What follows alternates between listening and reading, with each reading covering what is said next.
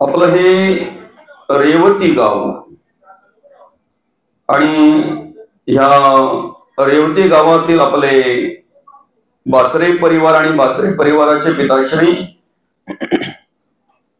आमचे मामा कैलासवासी विलास नाना बासरे मामांना शनिवार दिनांक 4 ऑक्टोबर 2025 रोजी देवाज्ञा झाली। त्यांचं अल्पशा आजाराने निधन झालं आणि त्यांच्या उत्तर कार्यांच्या निमित्तानं आपण या ठिकाणी ही प्रवचन सेवा आयोजित केलेली आहे। विलास मामा अर्थात विलास नाना बासरे मामांच्या पश्चात मामांचे भाऊ असतील तुकाराम नाना बासरे मामा, रवींद्र वालकू बासरे मामा, त्याचप्रमाणे आमचा योगेश दादा असेल आणि नरेश दादा असेल। मामांची धर्मपत्नी आमच्या मामी, संपूर्ण हा बासरे परिवार, आप्तेष्ट आणि मित्र परिवार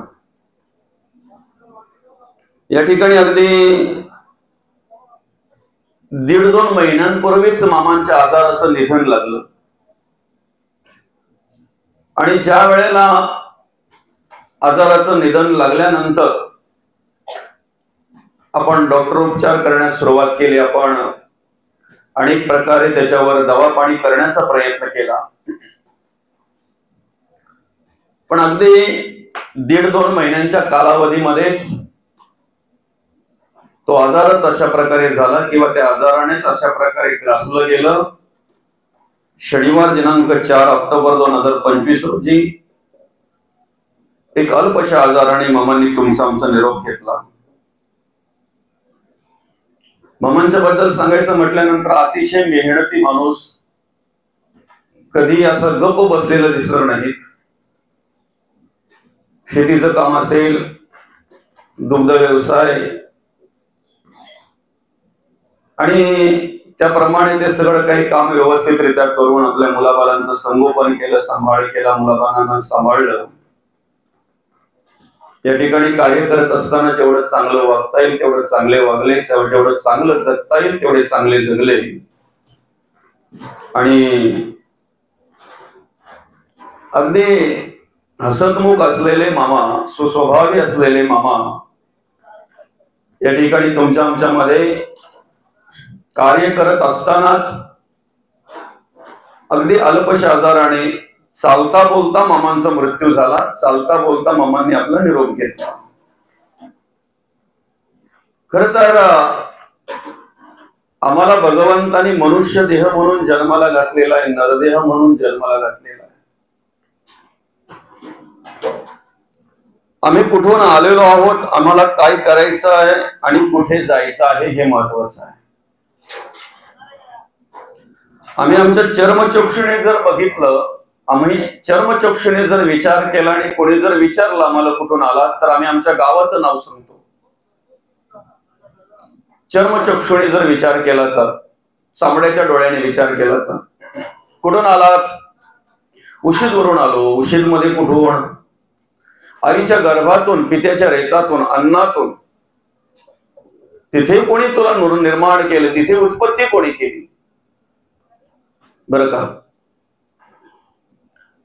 चामड्याच्या डोळ्याने जर आम्ही आमचं जीवन अनुभवायला घेतलं तर आम्हाला काय करायचं आहे? अन्न, वस्त्र आणि निवारा ह्या मूलभूत गरजा आहेत प्रत्येक माणसाच्या।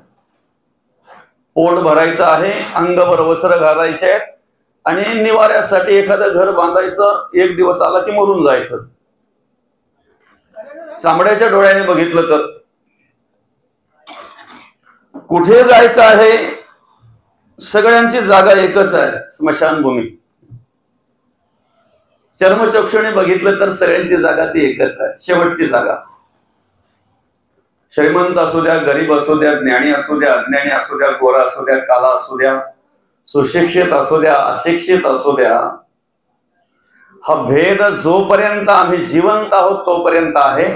एकदा मेलो ना, एकदा अंतरात्मा निघून गेला की सगळ्यांचं सगळं जागा एकच, सगळ्यांची पात्रता एकच होऊन जाते। वेगळं असं काही नाहीये। मग आम्ही काय करायचं आहे तर आम्ही या नरद्यामध्ये कार्य करत असताना, जगत असताना, वागत असताना आम्ही कुठून आलेलो आहेत, आम्हाला काय करायचं आहे आणि कुठे जायचं आहे याचा विचार जर आम्हाला करायचा आहे, याचा अभ्यास जर आम्हाला करायचा आहे, तर सर्वप्रथम आम्ही ज्ञानचक्षु आम्हाला प्राप्त झाला पाहिजे. चामड्याच्या डोळ्याने समजणारच नाही, चामड्याच्या डोळ्याने आम्हाला आकलनच होणार नाही, आम्हाला ती सद्बुद्धी निर्माणच होणार नाही. ती सद्बुद्धी, ते आत्मज्ञान आम्हाला प्राप्त व्हावं, आम्हाला कळावं आम्ही कशासाठी आलोय, कुठून आलोय, कुठे जायचं आहे हे आम्हाला कळावं. त्यासाठी आम्ही ज्ञानचक्षु प्राप्त करून घेतला पाहिजे. ज्ञानाचा डोळा ज्याला म्हणतात ना, तिसरा डोळा, आम्ही फक्त शाळेमध्येच वाचलं, ज्ञान हा माणसाचा तिसरा डोळा आहे, शिक्षण हे माणसाचा तिसरा डोळा आहे. शाळेच्या भिंतीवर लिहिलं असंच बघा, शिक्षण हा माणसाचा तिसरा डोळा आहे. आणि खरं आहे ना, शिक्षण हा माणसाचा तिसरा डोळा आहे. शाळेत शिकतय त्याच्यातूनही माणसाचे डोळे उघडतात, आणि आयुष्यामध्ये शिकायला मिळतंय ना, त्याच्यातूनही माणसाचे डोळे उघडतात. शाळेत शिकून कमी उघडतात, आयुष्यामध्ये शिकून फार काही समजतंय, जास्त प्रमाणात डोळे उघडतात. म्हणून कधी कधी मनुष्य आपल्या जीवनाची वाटचाल करत असताना, आपल्या आयुष्याची वाटचाल करत असताना काय म्हणतो माहितीये का, त्याने माझे डोळे उघडले, तो माझ्याशी तसा वागला ना त्यामुळे माझे डोळे उघडले, नाहीतर माझे डोळे उघडलेच नसते. बरं का, आम्हाला आमचं जीवन कळावं, आम्हाला आमचं जगणं वागणं कळावं, म्हणून आम्ही काय केलं पाहिजे, तो ज्ञानचक्षु प्राप्त करून घेतला पाहिजे. किती सामर्थ्य आहे त्या ज्ञानामध्ये. भगवंत म्हणतात, ज्ञानाग्नी सर्व कर्माणी भस्मसात करुते अर्जुना. आम्ही ज्ञान का प्राप्त करून घ्यायचं आहे, सगळ्या कर्माचं भस्म करण्याचं सामर्थ्य त्या ज्ञानाग्नीमध्ये आहे. सगळ्या कर्माचं भस्म करण्याचं सामर्थ्य ज्ञानाग्नीमध्ये आहे. आणि म्हणून आम्ही प्रवचन श्रवण करायचं आहे, म्हणून आम्ही कीर्तन श्रवण करायचं आहे, म्हणून आम्ही संतांच्या वाङ्मयाचा अभ्यास करायचा आहे, तो ज्ञानचक्षु प्राप्त व्हावा म्हणून. बोधले महाराज म्हणतायत, आलासी कोठोणी जासी कवण्या रे ठाया, घरदार नोहे तुझी अवघी लटकीच माया. सावध होई बापा काळ लागला मापा, प्रपंच गुंतू नको पाय बुडतसे पापा. त्रिकुट कोसल्याने घर सायास केले, दोन्ही द्वार लिंपोनिया आत गुंतो गुंतो मेले. आमची अवस्था त्या कोसल्याप्रमाणेच झाले ना, त्या कीटकाप्रमाणेच झाले ना. सुतेरी बघा, सुतेरा जो असतो की नाही आपल्या घरामध्ये, ते कोळी सुतेरा स्वतःच्या अंगातून असा विशिष्ट प्रकारचा धागा काढतो, तो त्याचं जाळं तयार करतो, आणि जाळं तयार करता करता करता करता त्याच जाळ्यामध्ये अडकतोय, मुरतोय, मुरून जातोय त्या ठिकाणी तो. आमचं सुद्धा जगणं वागणं तसंच आहे. आम्ही काय करतो, आमच्या जीवनाचा प्रवास करत असताना, आमच्या आयुष्याचा प्रवास करत असताना आम्ही स्वतःहून मायेचं जाळं तयार करतो, आम्ही देहबुद्धीचं जाळं स्वतःहून तयार करतो. आम्ही अज्ञानाच्या अधीन, आम्ही देहबुद्धीच्या अधीन, आम्ही अंधश्रद्धेच्या अधीन सहज होतोय. आम्हाला कळत नाही, आम्हाला सुद्धा कळत नाही आम्ही कधी बांधलो गेलो, आम्हाला ती बद्ध अवस्था कधी प्राप्त झाली, आम्ही कधी त्या व्यसनाच्या अधीन झालो, विषयाच्या अधीन झालो, वासनेच्या अधीन झालो, हे आम्हालाच कळत नाही कधी झालो ते. बरं का, कधी झालो हे आम्हालाच कळत नाही. आणि म्हणून मग आम्ही विचार करायचा आहे की आम्ही कुठून आलेलो आहे. जगद्गुरु तुकोबांना विचारलं तर जगद्गुरु तुकोबा म्हणतात, आम्ही वैकुंठीचे वासी. नाही का, जगद्गुरु तुकोबा म्हणतात आम्ही वैकुंठीचे वासी. उशीद वरून रेवतीमध्ये येण्यासाठी काहीतरी कारण आहे ना, त्या निष्कारण आलोय असंच. उशीद सोडला मी, उशीद गाव सोडलं, रेवती पर्यंत आलो, उद्देश आहे ना, काहीतरी कारण आहे ना. आम्ही रेवतीतून कल्याणला जातो, आम्ही रेवतीतून मुरबाडला जातो, काहीतरी उद्देश असेल तेव्हाच जातो की नाही, काहीतरी कारण असेल तेव्हाच जातो की नाही. बरं का, कारणास्तव गेलेल्या माणसाला कामाचा माणूस बोलतात. कारणास्तव बाजारामध्ये फिरत असलेल्या माणसाला कामाचा माणूस बोलतात. आणि ज्याला काही उद्देशच नाही, तयारी केली, बसला, चालला, निघाला, बाजार फिरतोय, परत घरी येतोय, परत तयारी करतोय, बाजारात जातोय, फिरतोय, परत घरी येतोय, त्याला बिनकामाचा म्हणतात. दुसरी भाषा काय माहिती आहे त्याला? वेड्यासारखा फिरतोय, वेड्यासारखा जातोय. मग त्याच्यावर लोक तर्क वितर्क करतात. थोडा गेलाय का बरं तो? थोडं त्याच्या आता बुद्धीमध्ये परिणाम झालाय का बरं? असं लोक वितर्क करत असतात. कारण विनाकारण फिरतोय ना, विनाकारण प्रवास करतोय ना. आमच्या प्रवासाला सुद्धा काहीतरी हेतू असतो, उद्देश असतो. आमच्या फिरण्याला सुद्धा काहीतरी हेतू असतो, उद्देश असतो. आमचं घर सोडण्याला सुद्धा काहीतरी हेतू असतो, उद्देश असतो. जसा याचा आम्ही विचार करतो की नाही, मग तसा त्याचा पण विचार केला पाहिजे ना. की जर 83,99,999 योनी असताना सुद्धा 84,00,000वी योनी जर नरदेह भगवंताने तयार केली असेल, काहीतरी उद्देश असेल ना, काहीतरी हेतू असेल ना. याचं ज्ञान आम्हाला प्राप्त करून घ्यायचं आहे, याचा विचार आम्हाला करायचा आहे. नेमका काय उद्देश आहे, काय हेतू आहे? अगणित माणसं या ठिकाणी कार्याला असताना सुद्धा, अगणित माणसं या ठिकाणी जन्माला आलेली असताना सुद्धा भगवंताने मला जन्माला घातलंय. या ठाणे जिल्ह्यामध्ये काही कमी माणसं आहेत का? या कल्याण तालुक्यामध्ये काही कमी माणसं आहेत का? या रेवती गावामध्ये काही कमी माणसं आहेत का? पुढे जाऊ ना. आमच्या घरात किती आले, किती गेले, गेलेही कितीक, आहेही कितीक आणि येणारेही कितीक आहेत, तरी सुद्धा भगवंताने जर मला त्या घरामध्ये, त्या समाजामध्ये, त्या कुटुंबामध्ये आणि त्या धर्मामध्ये जर जन्माला घातलेला आहे, तर काहीतरी उद्देश आहे, काहीतरी हेतू आहे. तो हेतू आम्हाला जाणून घ्यायचा आहे, तो उद्देश आम्हाला जाणून घ्यायचा आहे. आलो ह्याची कारणाशी पोट भरायला, फक्त तेवढंच काम करायला. अन्न वस्त्र निवारा हे प्रत्येकाच्या गरजा आहेत. त्या प्रत्येक जण आपापल्या बुद्धीप्रमाणे पूर्ण करत असतो. समजतंय ना? प्रत्येकाच्या बुद्धीप्रमाणे प्रत्येक जण पूर्ण करत असतो. काही सकाळपासून संध्याकाळपर्यंत राबतात, तेव्हा त्यांचं टिचभर पोट भरतंय. काही जरा कुठे जातात काय आणि येतात काय मौली. काही घर न सोडता पोट भरतंय. काहींची पोटच एवढी मोठी आहेत ना, भूकच एवढी मोठी आहे ना, मरतोय तरी भरत नाही. 100-200 रुपये दिवसाला कमवणाराही पोट भरतो. 1000-2000 रुपये दिवसाला कमवणारही पोट भरतो. लाखभर रुपये दिवसाला ज्याच्या घरात येतात तोही पोट भरतो. पण दुर्दैव आहे, ज्यांना लाखो रुपये मिळून सुद्धा करोडो हजारो करोड रुपयाचा घोटाळा करतात, तरी त्यांचं पोट भरत नाही. मला सांगा, यांची पोट तरी कशी आहेत?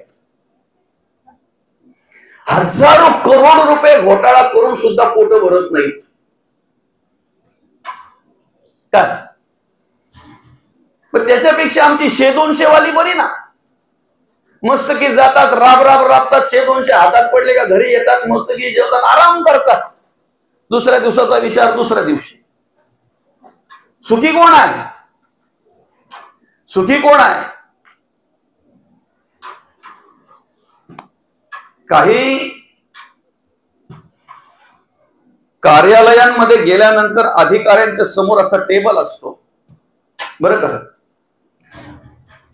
त्या टेबलावर पेपर उडू नयेत म्हणून गोल आकाराचा असा पेपरवेट म्हणतात ना त्याला, पेपरवेट असते. टेबलावर जे पेपर उडू नयेत म्हणून तो पेपरवेट ठेवायला लागतो. काही कार्यालयांमध्ये आम्हाला असं चित्र पाहायला मिळतंय की ते पेपर पुढे सरकू नयेत, हलू नयेत, उडू नयेत म्हणून पेपर वेट ठेवायला लागतंय, वजन ठेवायला लागतंय. आणि काही कार्यालय अशी पाहायला मिळतात की वजन ठेवल्याशिवाय पुढे पेपरच सरकत नाहीत, वजन ठेवल्याशिवाय पेपर पुढे सरकत नाहीत. असे काही कार्यालय, असे काही अधिकारी पाहायला मिळतात. एखाद्या शेतकऱ्याच्या एखाद्या पेपरसाठी जर एखादा अधिकारी त्याला 10 फेऱ्या मारायला लावत असेल 5 रुपयासाठी, तर मला सांगा तो शेतकरी बिनधास्तपणे त्याला 500 रुपये देणारा जो आहे तो श्रीमंत आहे, की गुपचूप टेबला खालून हात घालून ते 500 रुपये घेणारा तो श्रीमंत आहे? श्रीमंत कोण आहे? सुखी कोण आहे? समाधानी कोण आहे? आलो ह्याची कारणाशी कशासाठी? क्षुधा, तृषा, आलस्य, निद्रा आणि मैथुन हे 5 भाग आपल्याला आहेत. प्राण्या पक्ष्यांना सुद्धा 5 भाग आहेत मौली, त्यांना सुद्धा भूक लागते ना. कुत्रा 4 घर फिरला ना की 5व्या घरी कुठेतरी अर्धी भाकर मिळाली की अर्धी भाकर खाल्ल्यानंतर तो एखाद्या कोपऱ्यात जातो, सावलीचा आधार घेतो आणि निवांत आराम करतो. बघा, निवांत आराम करतो. बरोबर आहे की नाही? माणूस कधी थांबलेला पाहायला मिळालाय का तुम्हाला? थांबतो तो कधी माहितीये का? जेव्हा आर्थिक, कायिक, वाचिक, मानसिक 4ही प्रकारची संपत्ती, हातपाय थकतात, हातपाय चळचळा कापायला लागतात, बोलायला दम निघत नाही, ऐकू येत नाही, पाहायला जमत नाही, दृष्टी कमी झाली, शरीर थकलं ना की मग त्याचं शरीर गप्प असतंय पण मन गप्प नसतंय. शरीर थकलं तरी मन कधी माणसाचं थकत नाही, कधीच थकत नाही. आणि म्हणून मग तो काय करतो माहितीये का? शरीराने निवांत बसलेला असतो, मनाने चाळे चालूच असतात त्याचे, काही ना काही चालूच असतात चाळे त्याचे. प्राणी पक्षीही त्यांना भूक लागते, त्यांची भूक भागवतात. माणूस सुद्धा माणसाला भूक लागते, माणूसही भूक भागवतो. फरक एवढाच आहे, हत्तीचा पोट मोठा असून सुद्धा हत्तीचं पोट भरतय, माणसाचं पोट तिजभरच आहे, मरतय तरी भरत नाही, मरतय तरी भरत नाही. आम्ही कमवून आम्ही स्वतः ते ग्रहण करणं, त्याचा आनंद स्वतः घेणं, आम्ही कमवून आम्ही स्वतःच पोट भरणं, याला प्रकृती म्हणतात. प्रकृती म्हणतात याला, बरं का? आज या कलियुगामध्ये अशी काही माणसं पाहायला मिळतात की दुसऱ्याचं ओरबडल्याशिवाय त्यांचं पोटच भरत नाही. दुसऱ्याचं ओरबडून खाणं याला विकृती म्हणतात. ऐका हा. आणि आम्ही आमचं पोट भरता भरता इतरांचंही पोट भरलं पाहिजे. आम्ही आमच्या जीवनाचा मार्ग क्रमण करता करता आम्ही सुखी होता होता इतरांनाही सुख मिळालं पाहिजे, इतरांनाही सुखी झालं पाहिजे. याच्या प्रकारे विचार करून जे जगतात ना, याला खऱ्या अर्थानं भारताची संस्कृती म्हणतात, याला हिंदुस्थानची संस्कृती म्हणतात. धर्म कशाला म्हणतात? आम्हाला जगायला आवडतंय ना, इतरांना जगू द्या, त्यांनाही जगण्याचा अधिकार आहे, याला धर्म म्हणतात. आम्हाला जर सुख आवडतंय ना, इतरांनाही सुखी होऊ द्या ना, याला धर्म म्हणतात. आम्हाला जर निंदा आवडत नाही, आम्हाला जर नालिष्टी आवडत नाही, आम्हाला जर कोणी मत्सर केलेला आवडत नाही ना, तर कोणाची निंदा, कोणाची नालिष्टी, कोणाचा मत्सर करण्याचा अधिकार आम्हाला दिलाय कोणी? याला धर्म म्हणतात, याला धर्म म्हणतात. देखिए अनुक्रमाधारे स्वधर्मो जो आचरे तो मोक्ष तेणे व्यापारी निश्चित पारे. बसल्या जागेवर आम्ही मोकळे आहोत, बसल्या जागेवर आम्हाला मुक्ती मिळेल, बसल्या जागेवर आम्ही मुक्त आहोत, मोकळे आहोत, मोक्ष बसल्या जागेवर. फक्त अनुक्रमाधारे स्वधर्माचं आचरण केलं पाहिजे, स्वधर्माचं आचरण केलं पाहिजे.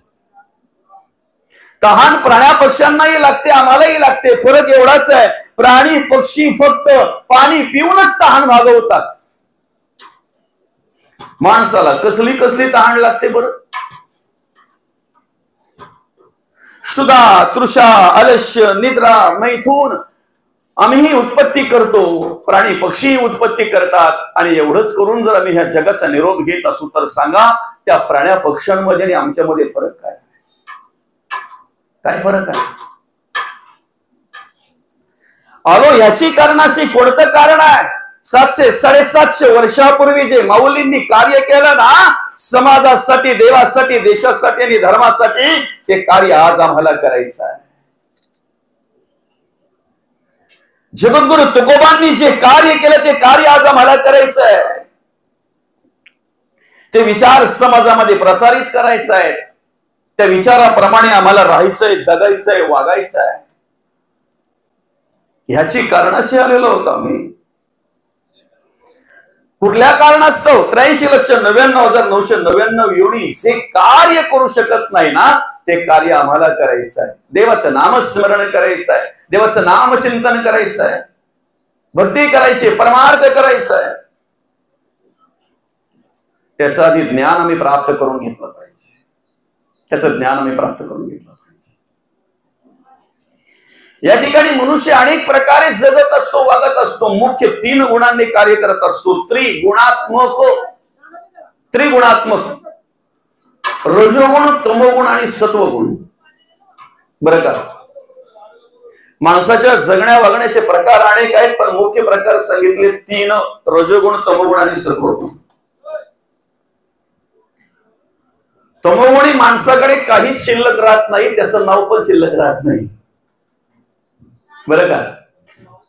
तमोगुणी माणसाकडे काहीच शिल्लक राहत नाही, शेवटी नाव पण शिल्लक राहत नाही. रजोगुणी माणसाचं सांगितलेलं आहे पुनरावृत्ती. तो फक्त समाजात चमकून दिसतो आणि चमकून दिसावा म्हणूनच तो कार्य करत असतो. त्याला चमकायला खूप आवडतंय. रजोगुणी माणसाला चमकायला खूप आवडतंय. तमोगुणी अधोगती म्हटलेलं आहे माऊली. तमोगुणी अधोगती.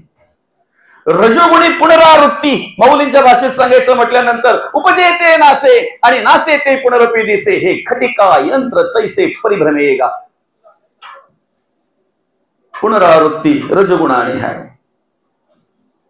सत्वगुणे भगवत भक्ती सांगितलेला आहे.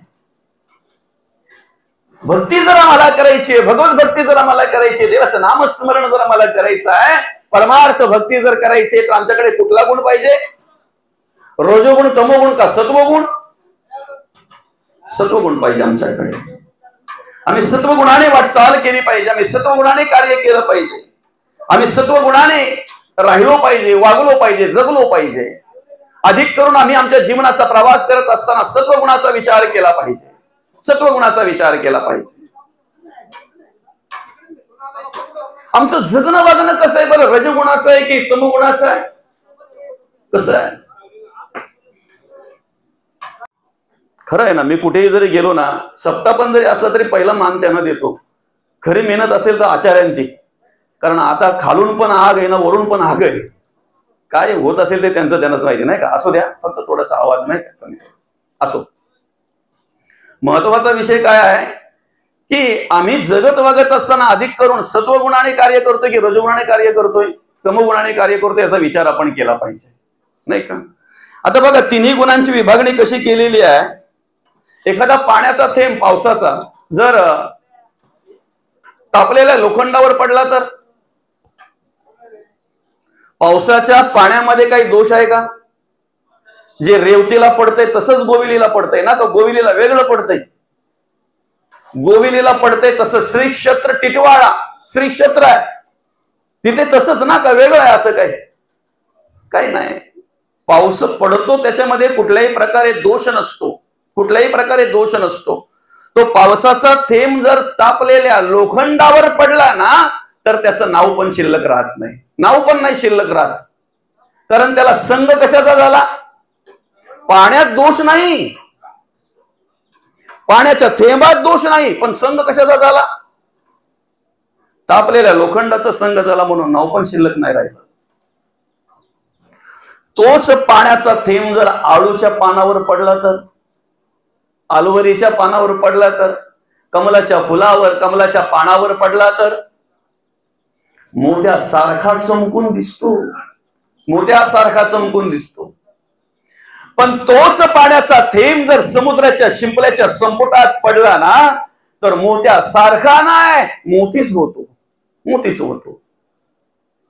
आता आमच्यावर अवलंबून आहे. भगवंताने जन्माला घालताना प्रत्येकाला चांगलंच जन्माला घातलेलं आहे. मनात वांछिरे पूर्व संचित केले असं म्हणतात. जन्माला घालण्याच्या आधी, अर्थात चोच निर्माण करण्याच्या आधी भगवंताने दाना निर्माण केलेला आहे. जन्माला घालण्याच्या आधी भगवंताने आमची व्यवस्था केलेली आहे, तेव्हा आम्हाला जन्माला घातलेला आहे. बरोबर आहे की नाही? अहो, साधं उदाहरण आहे. जेवढ्या पाहुण्यांची व्यवस्था आपल्याला करता येईल तेवढ्याच पाहुण्यांना आपण आमंत्रण करतो ना एखाद्या शुभ कार्याच्या वेळेला. जेवढ्यांची व्यवस्था करता येईल तेवढ्यांनाच आमंत्रण करतो की नाही? त्यांना येण्याच्या आधी पहिले त्यांची व्यवस्था करतो. समजतंय ना? त्यांना येण्याच्या आधी पहिले आपण त्यांची व्यवस्था करतो. मग नुसते पाहुणे आमच्या घरी येणार असतील तर त्यांची व्यवस्था होत असेल तर तेवढेच आम्ही बोलवतो. त्यांना येण्याच्या आधी आम्ही त्यांची व्यवस्था करतो. आम्हाला या ठिकाणी जन्माला घालण्याच्या आधी भगवंताने आमची व्यवस्था केली नसेल का? मग काय झालं? तयासारखे भोगणे प्राप्त झाले. आमचं जगणं, वागणं, राहणं त्यासारखं आम्हाला सुख किंवा दुःख प्राप्त झालं, भोगणे प्राप्त झाले नाही का? आम्हाला चमकायला जर आवडत असेल तर आयुष्यात कधी परमार्थ घडणार नाही. फक्त भ्रम असेल आम्ही परमार्थ करतोय, भक्ती करतोय, शोभून दिसायला. ऐका, परमार्थ हा मिरवायचा नाही आहे, परमार्थ हा मुरवायचा आहे. जगद्गुरु तुकोबांनी मुरवायचा परमार्थ केला म्हणून आजही कीर्तीच्या रूपाने, कार्याच्या रूपाने, वाङ्मयाच्या रूपाने आमच्या घरात आहेत आणि तेच आमच्या हृदयात आहेत. माऊली ज्ञानोबांनी मुरवायचा परमार्थ केला, मिरवायचा नाही, मिरवायचा नाही. म्हणून आजही माऊली ज्ञानोबा आमच्या घरात आहेत, हृदयात आहेत, विचाराच्या रूपाने, वाङ्मयाच्या रूपाने. रजोगुणाने जर आम्ही परमार्थ करत असू ना, काय रजोगुणाने, तर आम्ही परमार्थ करतोय हा भ्रम आहे. तुमच्या मनाला स्वतःला विचारा ना तुम्ही, मी परमार्थ करतोय, भक्ती करतोय की अजून दुसरं काहीतरी करतोय? एका हाताने पाप करायचं ना एका हाताने पुण्य करायचं ना, ते पुण्याचा साठा मिळेल याची अपेक्षा आपण करायची. पुण्याचं रूपांतर, पापाचं रूपांतर कधीही पुण्यामध्ये होत नसतंय दादा, कधीच नाही. कोळसा किती उगळला म्हणजे सफेद होईल तो. कावळ्याला किती रंग लावला, किती घासलं, कोणता डिटर्जंट आणि कुठली पावडर आणि कुठली शॅम्पू वापरली म्हणजे कावळा सफेद होईल, बुरा होईल. तसं पाप ते पापच असतंय ना. पापाचं रूपांतर आम्ही कितीही जरी पुण्यामध्ये करण्याचा प्रयत्न केला तरी पापाचं रूपांतर कधीही पुण्यामध्ये होत नसतंय, कधीच नाही. आणि पाप कोणालाही चुकत नाही. देवाधिकांना नाही चुकलं, संतांना नाही चुकलं, ऋषीमुनींना नाही चुकलं, साधूंना नाही चुकलं. आपण कोण आहोत? त्यांच्यापैकी कोणी आहोत का आपण? सर्वांगामध्ये बाण टोचलेल्या अवस्थेत भीष्माचार्य 6 महिने वेदना भोगतायत. किती? 6 महिने सर्वांगात बाण टोचलेले आहेत आणि 6 महिने सर्वांगात बाण गेलेल्या अवस्थेमध्ये वेदना भोगतायत भीष्माचार्य. स्वतःला विचारतायत, देवाला प्रार्थना करतायत, देवाचं काय रे पाप केलं मी? गेली 6 महिने सर्वांगात बाण टोचलेल्या अवस्थेत मी ह्या वेदना सहन करतोय. विचार करता करता करता करता भगवान श्रीकृष्ण पुढे प्रगट झाले. भगवंत आले पुढे. भगवंतांना बघितल्याबरोबर, डोळ्यामध्ये दर्शन झाल्याबरोबर भगवंताचं भीष्माचार्याच्या डोळ्यामध्ये अश्रू आले, रडायला लागले भीष्माचार्य. भगवंताकडे पाहता पाहता डोळ्यामध्ये अश्रू आले. अश्रू आलेल्या डोळ्यातून भगवंताला निहाळतात पाहतात भीष्माचार्य. देवाला विनंती करतायत, देवाला विनवणी करतायत, देवा सर्वांगामध्ये बाण टोचलेल्या अवस्थेमध्ये मला वेदना होतात म्हणून मी रडत नाही, मला दुःख होतंय म्हणून मी रडत नाही, मला असहाय्य वेदना होतात म्हणून मी रडत नाही देवा,